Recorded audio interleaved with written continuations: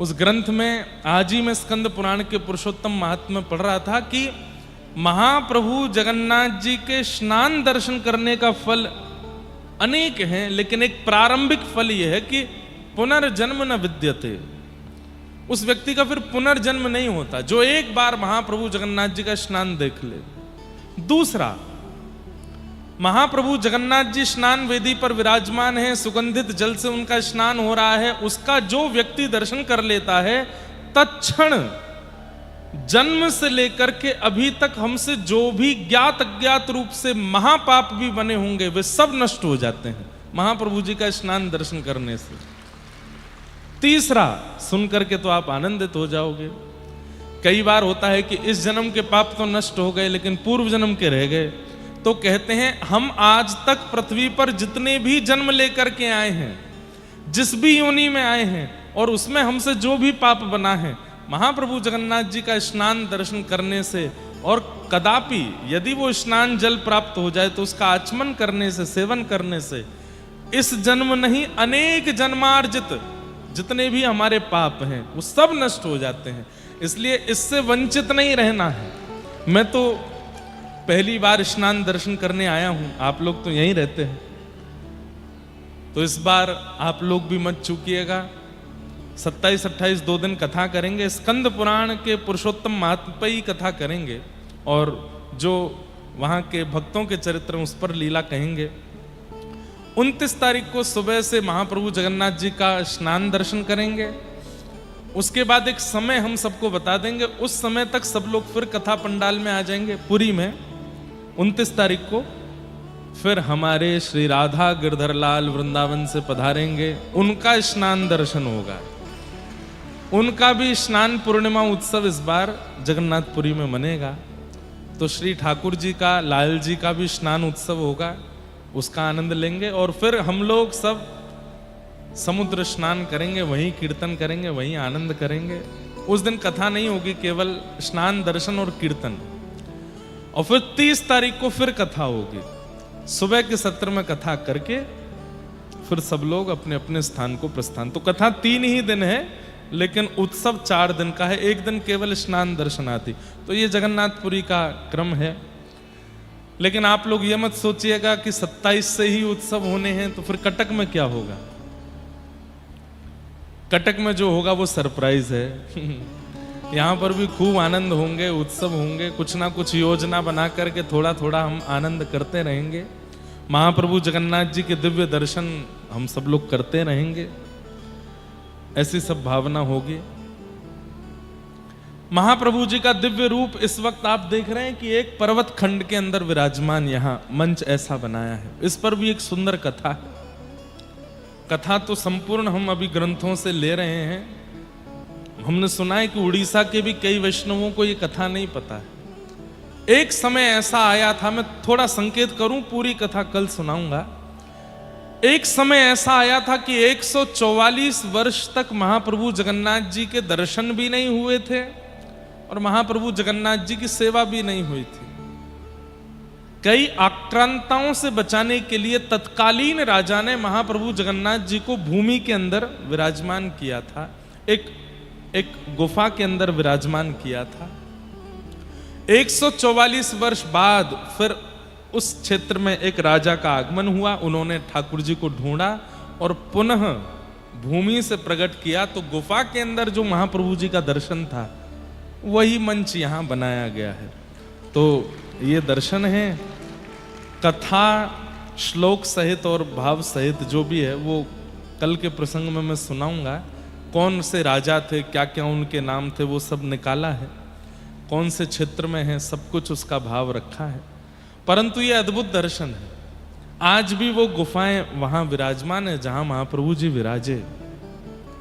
तो उसी भाव से इस बार सोच रहे थे कि उड़ीसा में कथा होती है, हर बार हम श्री मंदिर बनाते हैं, हर बार श्री मंदिर का। अच्छा, एक बात और, दुनिया के किसी कोने में कथा हो, आयोजकों की जिम्मेवारी है मंच बनाने की, लेकिन उड़ीसा में कथा होती है तो मंच में क्या बनेगा ये हमारी जिम्मेवारी होती है। ये हमको, मतलब हम अंतरंग रूप से बता रहे हैं कि हमको कितना प्रेम है यहाँ से, कि क्या बनना चाहिए, कैसे श्रृंगार हो, कैसे क्या, वो ऐसा रहता है कि ये दायित्व तो हमको दिया जाए, ये सेवा तो हमारी रहनी चाहिए।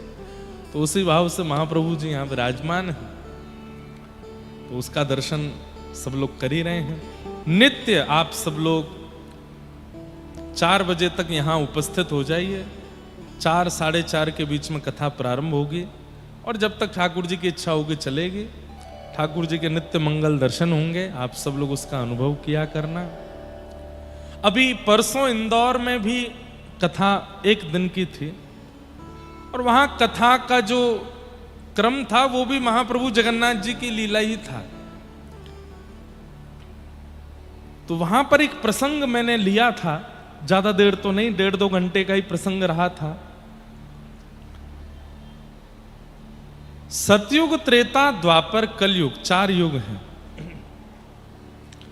और इन चतुर्युगों में हम सब लोगों के लिए अलग अलग धामों की प्रधानता है। सब लोग ध्यान से सुनो, इधर देखो, सावधानी से सुनो। 4 धामों में 4 स्थानों की 4 धामों की 4 युगों में अलग अलग प्रधानता है। जैसे सतयुग में प्रधान धाम है श्री बद्रीनाथ। सतयुग के लोगों को आज्ञा दी जाती है कि वे बद्रीनाथ का जितना दर्शन हो सके, जितनी ज्यादा बद्रीनाथ की यात्रा कर सकें उतना करने का प्रयास करें। लेकिन त्रेता में प्रधानता हो जाती है दक्षिण भारत के श्री रंगनाथ भगवान की। शैवों के लिए रामेश्वरम, वैष्णवों के लिए रंगनाथ। त्रेता में, त्रेता के लोगों के लिए प्रधान धाम कौन सा है? रामेश्वरम और श्री रंगनाथ दक्षिण में। द्वापर का प्रधान धाम द्वारिका। द्वापर के सब लोगों के लिए द्वारिका के दर्शन की बड़ी महत्ता है। पर कलयुग में श्री जगन्नाथ धाम। ताली तो आपने बजाई, पर क्यों? क्यों है महाप्रभु जगन्नाथ जी कलयुग में प्रधान देव? इस पर चिंतन होना चाहिए, इस पर कभी कभी विचार होना चाहिए कि अभी कलयुग के, वैसे तो एक बात कहूं तो सतयुग में एक ही धाम का दर्शन है बद्रीनाथ, त्रेता में एक ही धाम का दर्शन है श्री रंगनाथ, द्वापर में एक ही धाम का दर्शन है श्री द्वारिका धाम। लेकिन कलयुग में हम लोगों के लिए इतनी प्रधानता कि हम 4 धाम के दर्शन कर सकते हैं, बद्रीनाथ भी, द्वारिका भी, रंगनाथ भी और जगन्नाथ भी। लेकिन प्रधान रूप से हम सबको आज्ञा है, कलयुगी जीवों को महाप्रभु जगन्नाथ जी का दर्शन करना ही है, अनिवार्य है। वर्ष में एक बार महाप्रभु जी के पास जाना ही है, ऑप्शनल नहीं है। इसमें आपके पास में ऑप्शन नहीं है कि जाएं नहीं जाएं, नहीं, जाना ही पड़ेगा। आप यदि कलयुग में जन्मे हो तो महाप्रभु जगन्नाथ जी को साल में एक बार प्रणाम करना पड़ेगा। क्यों?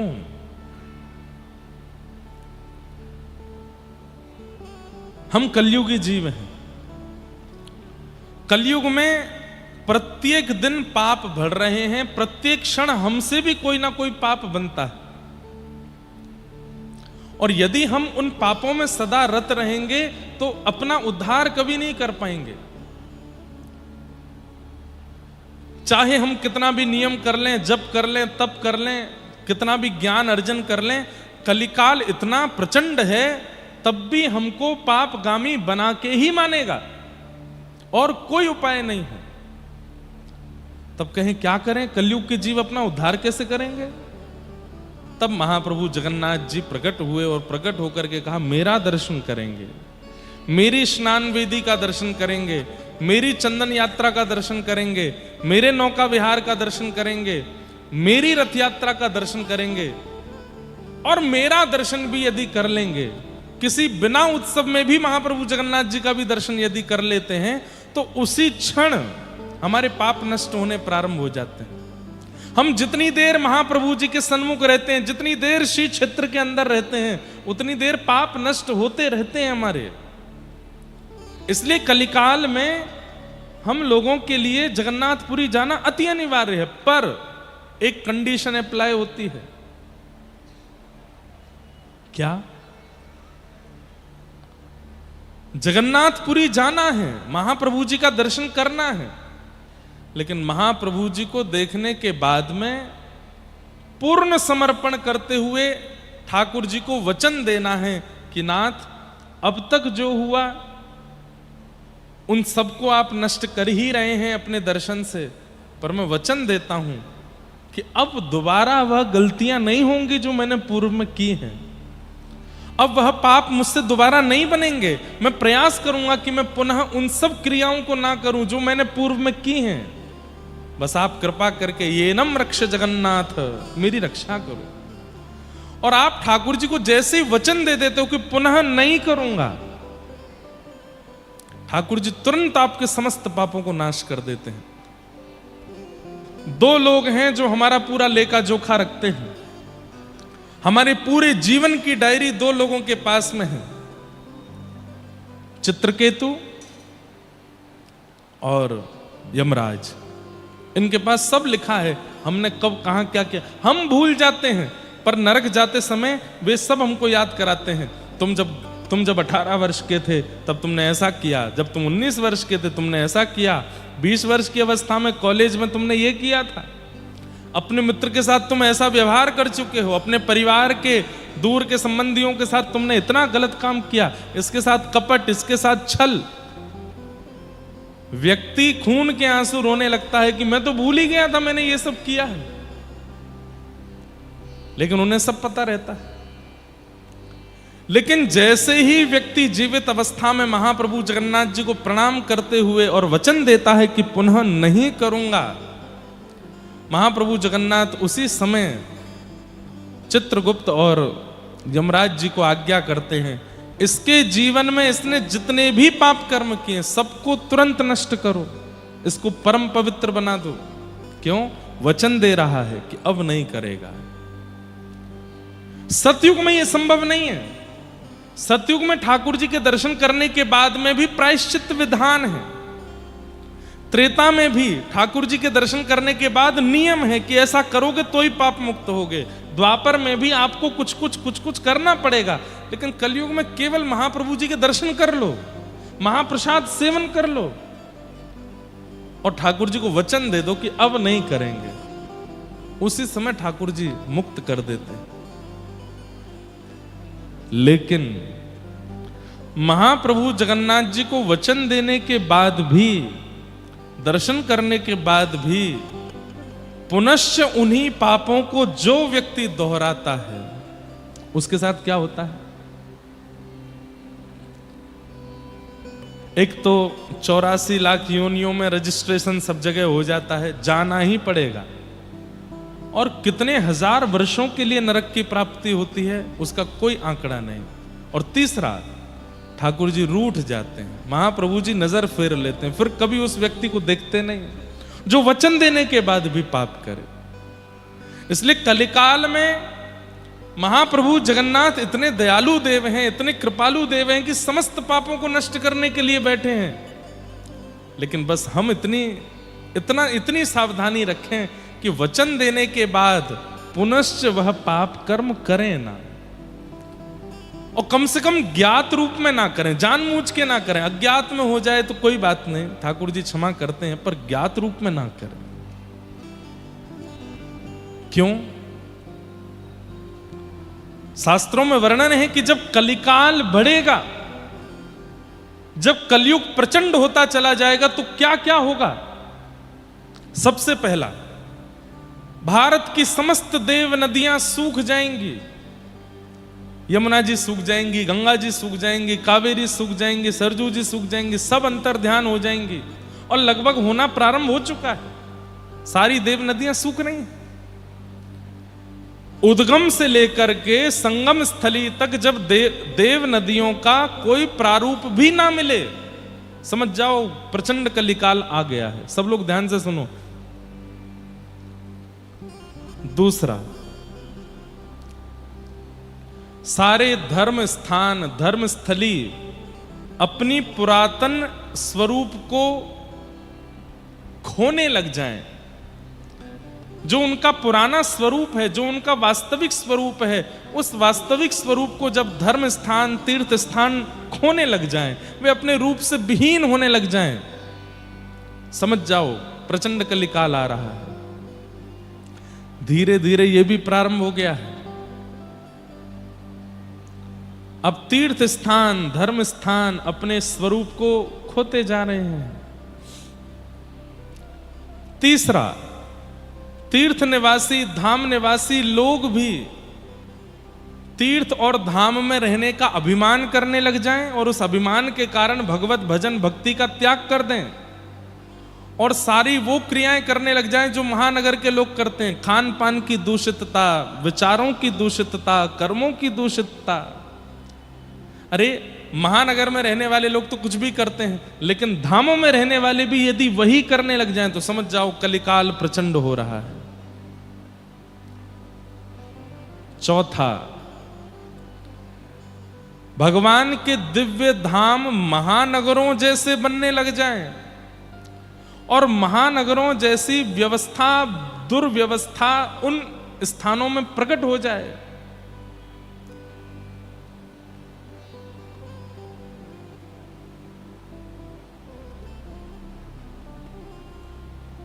मांस मदिरा का भोजन और कलयुग को प्रचंड करने वाले जितने भी दूषित स्थान हैं, ये धामों में प्रकट होने लग जाएं, समझ जाओ कि अब प्रचंड कलिकाल आ रहा है। और अंतिम स्थिति बताते हैं, जितनी भी देव मूर्तियां हैं भारत में, जितने भी धाम हैं, जितने भी तीर्थ हैं, वहां विराजमान जो देव स्थान हैं, वो देव मूर्तियां हैं, उनसे देवत्व निकल जाएगा, वे केवल पाषाण रह जाएंगे। उनके सामने कुछ भी गलत करने में व्यक्ति को लज्जा नहीं आएगी। क्यों? उसे ये विश्वास हो चुका होगा कि ये केवल पाषाण है, ये भगवान नहीं है। तीर्थ स्थान, देव स्थानों में विराजमान देव मूर्तियां अपने देवत्व का त्याग कर देंगी जब प्रचंड कलिकाल आएगा। लेकिन प्रचंड कलिकाल का वर्णन करते हुए अंत में कहते हैं, इतना घनघोर कलिकाल आने के बाद भी जगन्नाथपुरी में विराजमान महाप्रभु जगन्नाथ अपने रूप से विहीन कभी नहीं होंगे, वो सदा अपने रूप में रहेंगे। वे अपने देवत्व का त्याग कभी नहीं करेंगे। देवता आकर के प्रार्थना करेंगे कि हे महाप्रभु जी, अब ये कलिकाल प्रचंड हो गया है, ये कलयुग के जीव अब दर्शन देने योग्य नहीं है, नाथ अब चलिए यहां से। उस समय भी महाप्रभु जगन्नाथ कहेंगे कि कलयुग के अंतिम क्षण तक मैं यहीं विराजा रहूंगा और जो मेरे सामने आएगा उसका उद्धार करता रहूंगा, नहीं जाएंगे। ऐसे महाप्रभु जगन्नाथ। अच्छा, एक बात, महाप्रभु जगन्नाथ जी ये उद्धार के देवता नहीं है, ये संहार के देवता नहीं है। इनकी फैली भुजाएं बताती हैं कि ये स्वीकार के देवता हैं, ये स्वीकार करते हैं। जैसे भी हैं हम, लेकिन इसका अभिमान नहीं करना है या इसका गलत प्रयोग नहीं करना है कि हम जैसे भी हैं महाप्रभु जी तो स्वीकार कर ही लेंगे। वे तो कर ही लेंगे, ये उनकी दयालुता है, ये उनकी कृपालुता है। लेकिन हमको समझना है कि कम से कम इतने योग्य तो बने कि उनके आलिंगन के अधिकारी बने। हम चाहे जैसे हों, वे स्वीकार तो करेंगे, वे हमको नष्ट नहीं कर सकते। इसलिए महाप्रभु जगन्नाथ जी की चतुर्धा मूर्ति है। यहां बलभद्र जी, बीच में सुभद्रा जी, इधर जगन्नाथ जी और भीतर सुदर्शन जी। मैं कहा करता हूं कि सुदर्शन जी तो आयुध हैं और श्री सुदर्शन जी सदैव नुकीले रहते हैं। सुदर्शन जी को देख करके भयभीत होते हैं, लेकिन जगन्नाथपुरी के सुदर्शन जी को देख के भय नहीं लगेगा। क्यों? नुकीले नहीं है, दंड के रूप में है, खड़े हैं केवल। क्यों? महाप्रभु जगन्नाथ जी ने आज्ञा दी है, इस कलिकाल में उद्धार नहीं करना है, स्वीकार करना है। चाहे जैसे भी पापी हों, उन्हें स्वीकार करना है। वे तो स्वीकार करने के लिए खड़े हैं, भुजा पसार करके खड़े हैं, पर हम उनके स्वीकार के अधिकारी बने, ये हमारी योग्यता होनी चाहिए। पिता संपूर्ण संपत्ति अपने पुत्र को देने वाला है, लेकिन पुत्र को चाहिए कि संपत्ति का अधिकारी पात्र तो बनूं मैं, नहीं तो पिता की संपत्ति का नाश कर दूंगा। ठीक वैसे ही हमारे जगत पिता जगन्नाथ भुजा पसार करके स्वीकार करने के लिए खड़े हैं, लेकिन अगर हम अयोग्य बनकर के गए स्वीकार तो वो तब भी कर लेंगे, लेकिन अयोग्य बनकर के गए तो उस स्वीकारिता का जो परिणाम होना चाहिए वो प्राप्त नहीं कर पाएंगे हम। तो वे हमें स्वीकार करने के लिए खड़े हैं, उनके स्वीकार का अधिकारी हमको बनना है, और वो अधिकार हमको प्रदान करने के लिए श्रीमद् भागवत जी इस धराधाम में हैं। इनकी सन्निधि में रह करके हम महाप्रभु जगन्नाथ के अधिकारी बन सकते हैं।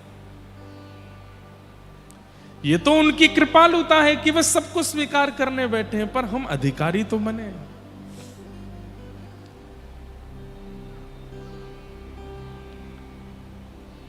अच्छा हूं या बुरा हूं, जैसा भी हूं तुम्हारा, अच्छा हूं या बुरा हूं, जैसा भी हूं तुम्हारा, अच्छा हूं या बुरा हूं, जैसा भी हूं तुम्हारा, अच्छा हूं या बुरा हूं, जैसा भी हूं तुम्हारा, ठुकराओ ना मुझे अब, ठुकराओ ना मुझे, मैं चरणों में सर झुकाऊं, ठुकराओ ना मुझे, चरणों में सर झुकाऊं। हे प्रभु मुझे बता दो, चरणों में कैसे आऊं,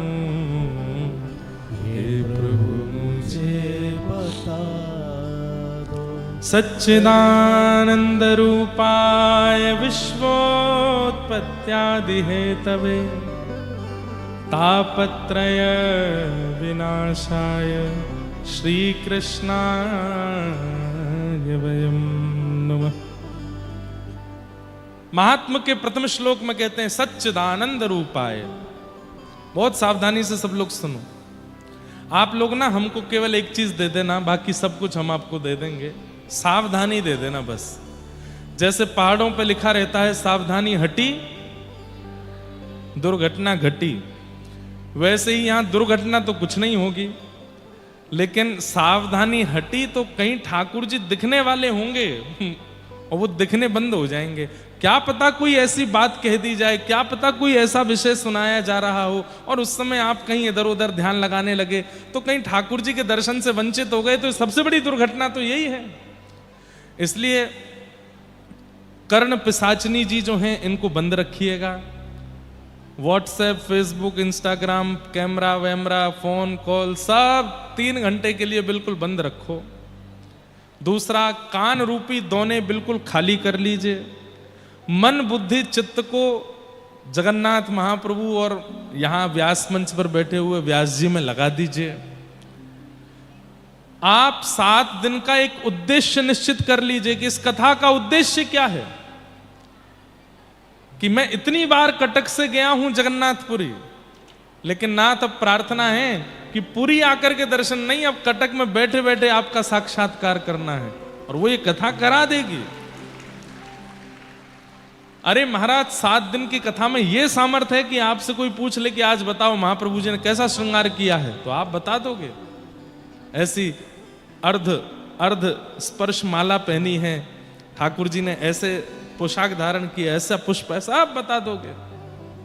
वो सब संभवताएं प्रकट हो सकती हैं भागवत जी से, इसलिए बहुत ध्यान से सुनो। सच्चिदानंद रूपाय विश्वोत्पत्त्यादि हेतवे। महात्मा का पहला श्लोक। तापत्रय विनाशाय श्री कृष्णाय वयं नमः। सत्य, चैतन्य और आनंद, तीन रूपों का वर्णन यहां पर किया गया। ध्यान से सुनिएगा।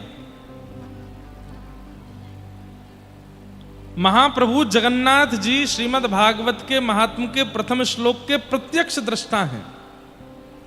जो श्लोक मैं बोल रहा हूं वो यदि देखना है तो पीछे देख लो। इधर जो विराजमान बलभद्र जी हैं ये सत्य स्वरूप हैं। क्यों? श्री बलराम जी आचार्य हैं, जीवाचार्य हैं। हमारे आचार्य श्रीमद् रामानुजाचार्य जी श्री बलराम जी शेषावतार, और उन्हीं के रूप में ही श्री रामानुजाचार्य जी आए हैं। तो आचार्य कौन है? जो सत्य का अनुभव करावे, जो सत्य पथ प्रदर्शन करावे, वही आचार्य है। तो सत्य, चित्त और आनंद में सत्य कौन है? श्री बलभद्र जी। और जगन्नाथपुरी में तो एक बात की बड़ी प्रसिद्धि है, बड़ा ठाकुर। क्या नाम है इनका? छोटा ठाकुर बात नहीं माने तो बड़े ठाकुर से कह दो। बाहर के आने वाले लोग सब जगन्नाथ जी से बात करते हैं, लेकिन पुरी के लोकल लोग तो बड़े ठाकुर से ही बात करते हैं। कालिया ठाकुर सुनता नहीं है, आप ही काम बनाओ। कालिया ठाकुर तो बाहर वालों में ही व्यस्त रहता है, लोकल लोगों की तो आप सुनोगे। और क्योंकि बलभद्र जी राजा हैं,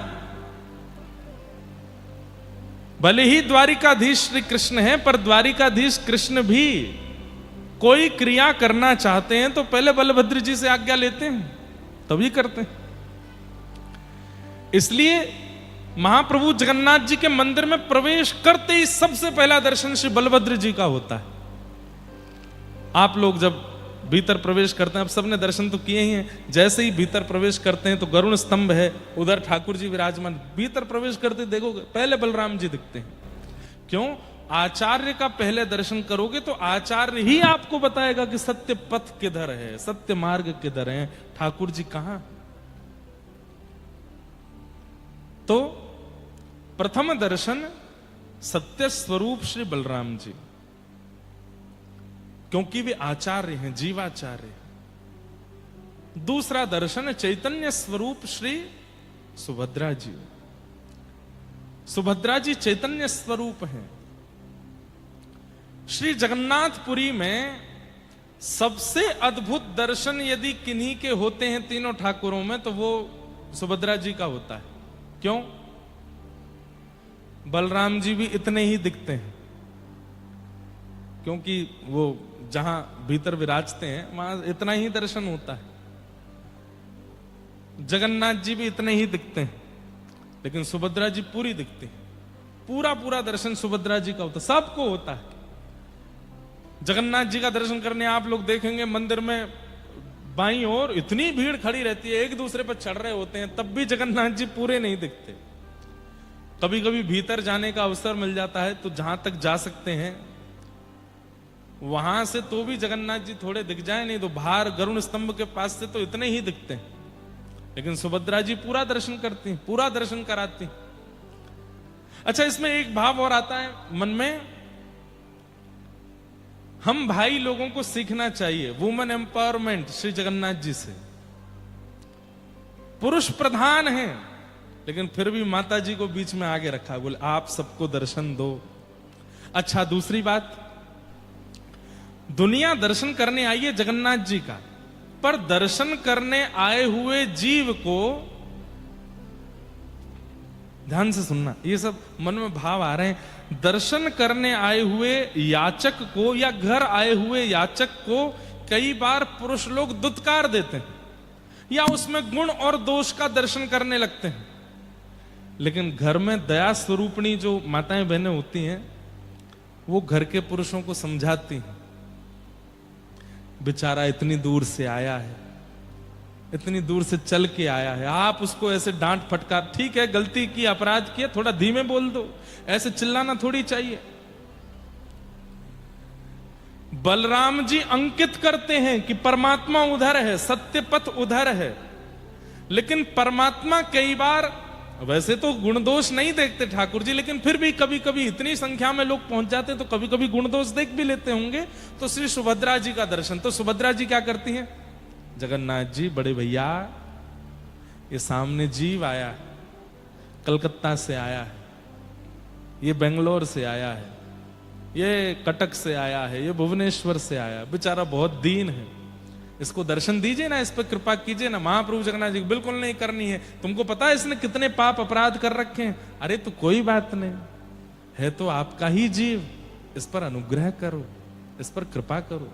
अच्छा एक बात, महाप्रभु जी तो कृपा करने ही बैठे हैं, लेकिन वे चाहते हैं कि बगल में बैठे हमारे बहन भैया, इनके अंदर भी मेरी जैसी करुणा आवे, तो जानबूझ के उनको दिखाते नहीं, इस पर कृपा नहीं करूंगा। सुभद्रा जी, अरे भैया कर दो ना, क्या दिक्कत है? तब ठाकुर जी कहते ठीक है, आप कह रही हो तो कर रहा हूं, नहीं तो मेरी इच्छा तो नहीं है। जगन्नाथ जी करना चाहते हैं, लेकिन वे चाहते हैं कि इन दोनों का भाव भी मैं थोड़ा सुनूं।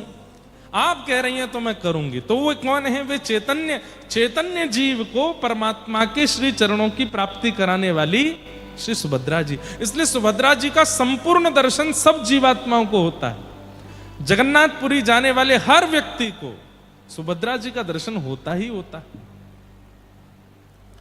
अब कहां तक कहें, एक व्यक्ति पहली बार हमारे साथ जगन्नाथपुरी गया था, वो सुभद्रा जी को ही जगन्नाथ जी समझ रहा था, वो सुभद्रा जी को ही जगन्नाथ जी। फिर एक बार कहीं फोटो लगी थी तो मैंने कहा भाई कैसे दर्शन है? बोले ये जय विजय हैं, बीच में जगन्नाथ जी हैं। मैंने कहा अरे भाई ये जय विजय जगन्नाथ जी नहीं है, ये बलभद्र जी हैं, सुभद्रा जी है, जगन्नाथ। वैसे ऐसा है नहीं, अब तो सब लोगों को सब पता है, लेकिन ऐसे ऐसे महापुरुष भी हैं। तो सुभद्रा जी का दर्शन सबको होता है, या फिर ऐसा कहो सब पर दृष्टि सुभद्रा जी की जरूर पड़ती है। और ये अच्छा है कि सुभद्रा जी हमको देख लें। वे दयालु हैं, वे मां हैं, वे कई बार प्रसन्न होती हैं तो जगन्नाथ जी से कहती हैं इस पर कृपा करो। और जब सत्य स्वरूप बलभद्र जी, चैतन्य स्वरूप सुभद्रा जी दोनों कृपा कर देती हैं, तब आनंद घन जगन्नाथ हमको देखते हैं। आनंद घन जगन्नाथ की हम पर दृष्टि पड़ती है, और जैसे ही उनकी दृष्टि पड़ती है, उनकी कृपा होती है। बड़े भाव आ रहे हैं मन में। बलभद्र जी का जब दर्शन करते हैं तब सत्य की प्रतीति होती है कि यही साचे हैं, ये जो मेरे सामने तीनों देव खड़े हैं ये साचे हैं, बाकी जगत मिथ्या है। सुभद्रा जी का जब दर्शन करते हैं तो उनके प्रति मूर्ति भाव नष्ट हो जाता है, तीनों चैतन्य हैं। और जब जगन्नाथ जी का दर्शन करते हैं तो रोंगटे खड़े हो जाते हैं, आनंद आ जाता है। आनंद रूप सच्चिदानंद रूपाय, ये सत्य चैतन्य और आनंद घन रूप महाप्रभु जगन्नाथ। जगन्नाथ जी को देखने के बाद भी नेत्रों से आंसू नहीं निकले तो समझ जाना भीतर कुछ और भरा पड़ा है। लेकिन महाप्रभु जगन्नाथ जी को देखते ही नेत्र सजल हो जाते हैं, नेत्रों से अश्रुपात होता है, रोंगटे खड़े हो जाते हैं, अपनी देह की सुध भूल जाते हैं। कौन आया साथ में, कौन लेकर के आया, कहां खड़े हैं। कई बार इतनी गर्मी हो जाती है भीतर मंदिर में कि महाराज श्वास लेना भारी पड़ता है, लेकिन महाप्रभु जगन्नाथ को देख करके एक ऐसी शीतलता का अनुभव होता है। वही शीतलता, वही सुख, वही है आनंद, और वही आनंद श्री कृष्ण है। सच्चिदानंद रूपाय, ऐसे सत्य चैतन्य और आनंद स्वरूप महाप्रभु जगन्नाथ को प्रणाम। देखो मेरी गलती नहीं है, उड़ीसा में कथा सुनोगे तो पूरी कथा जगन्नाथ परख ही होएगी, सबका अर्थ महाप्रभु जगन्नाथ ही निकल के आएंगे। आप ये मत सोचना कि ये जगन्नाथपुरी आए इसलिए ऐसे बोल रहे हैं, पर पता नहीं क्यों महाप्रभु जगन्नाथ जी जब मिल जाते हैं ना तो फिर और कुछ मुख पर आता ही नहीं है। जगन्नाथ चकानैन, जगन्नाथ चकानैन। सबसे तो गवा दिया, दिल्ली वालों से गवाए आए, बंबई वालों से गवाए आए, ऑस्ट्रेलिया वालों से गवाए आए, अब बारी उड़ीसा वालों की है। इस पर तो आपका कॉपीराइट है, ये आपका ही संकीर्तन है। ऊंचे स्वर में गाओ। मेरे प्रभु जगन्नाथ जगन्नाथ चक्कानैन चक्काने जगन्नाथ जगन्नाथ चक्कानैन चक्काने नीलाचल वरे तू न संभाले तो हमें कौन संभाले हो। तू न संभाले तो हमें कौन संभाले। हे तू न संभाले तो हमें कौन संभाले हो। तू न संभाले तो हमें कौन संभाले। मेरे प्रभु जगन्नाथ जगन्नाथ चक्कानैन चक्काने जगन्नाथ जगन्नाथ चक्कानैन चक्काने नीलाचल वरे तू न संभाले तो हमें कौन संभाले हो। तू न संभाले तो हमें कौन संभाले। देखो जितनी संख्या में आप बैठे हो उस हिसाब से आवाज नहीं आ रही है हमको। अरे कम से कम ऐसा उद्घोष तो करो कि महाप्रभु हिल जाएं पुरी में बैठे बैठे।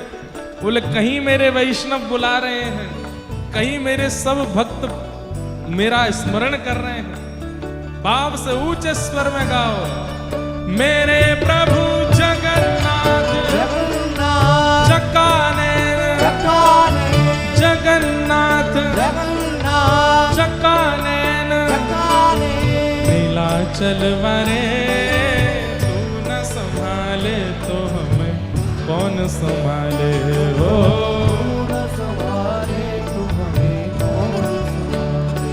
हे मेरी ये नैया है अब तो तेरे हवाले। मेरी नैया है अब तो तेरे हवाले। ओ मेरी ये नैया है अब तो तेरे हवाले। मेरी नैया है अब तो तेरे हवाले। ओ हमें तू न संभाले तो हमें कौन संभाले हो। तू न संभाले तो हमें कौन संभाले।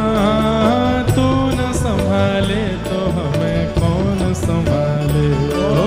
तू न संभाले तो हमें कौन संभाले। मेरे प्रभु जगन्नाथ जगन्नाथ चक्कानैन चक्काने जगन्नाथ जगन्नाथ चक्कानैन चक्काने नीलाचल वरे तू न संभाले तो हमें कौन संभाले हो। तू न संभाले तो हमें कौन संभाले। हे बलभद्र सुभद्रा संग आप विराजे। बलभद्र सुभद्रा संग आप विराजे। हे बलभद्र सुभद्रा संग आप विराजे। बलभद्र सुभद्रा संग आप विराजे। हे मंदिर के ऊपर नील चक्र विराजे हो। मंदिर के ऊपर नील मंदिर के ऊपर नील चक्र विराजे हो। मंदिर के ऊपर नील चक्र। मेरे प्रभु आगे वाले नहीं पीछे वाले कुर्सी वाले सोफा वाले सब गाओ।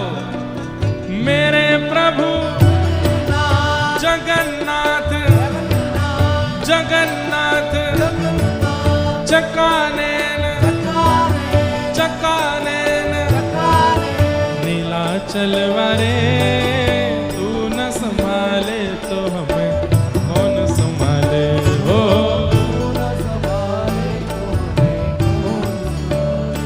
हे तुम्हें छोड़ जाऊं अब मैं किसके दुआरे। तुम्हें छोड़ जाऊं अब मैं किसके दुआरे। हाँ तुम्हें छोड़ जाऊं अब मैं किसके दुआरे। तुम्हें छोड़ जाऊं अब मैं किसके दुआरे। ओ हमें तू न संभाले तो हमें कौन संभाले हो।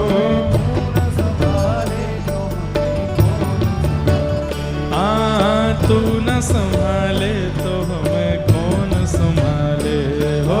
तू न संभाले तो हमें कौन संभाले। मेरे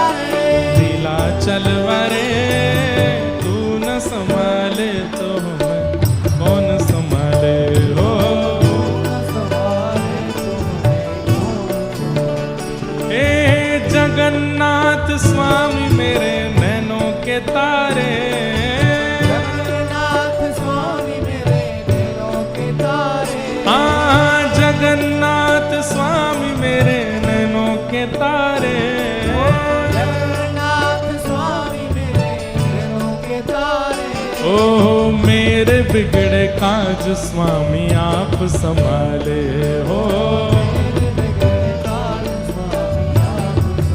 हाँ, मेरे बिगड़े काज स्वामी आप संभाले हो। मेरे प्रभु जगन्नाथ चकानैन, जगन्नाथ चकानैन, नीलाचल वरे तू न संभाले तो हमें कौन संभाले हो।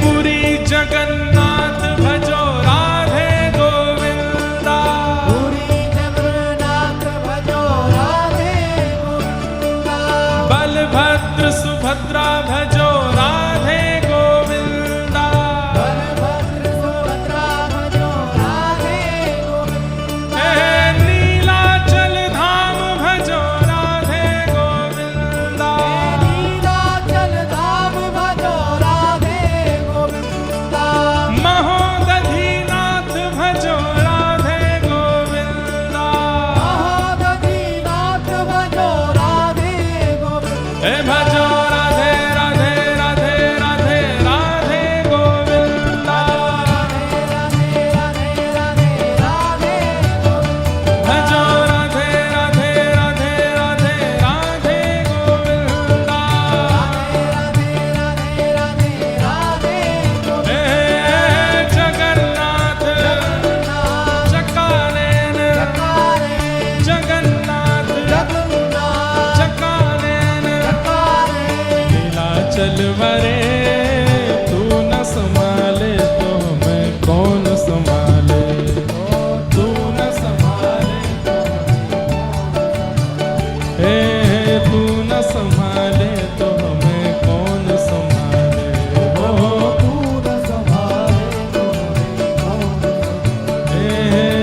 तू न संभाले तो हमें कौन संभाले हो। महाप्रभु जगन्नाथ की, बलभद्र सुभद्रा मैया की, नीलाचल धाम की। तुम्हें छोड़ जाऊं अब मैं किसके दुआरे, तुम्हें छोड़ जाऊं अब मैं किसके द्वारे, हमें तू न संभाले तो हमें कौन संभाले हो। तू न संभाले तो हमें कौन संभाले। हे जगन्नाथ चकानैन, नीलाचल वारे तू न संभाले तो हमें कौन संभाले हो।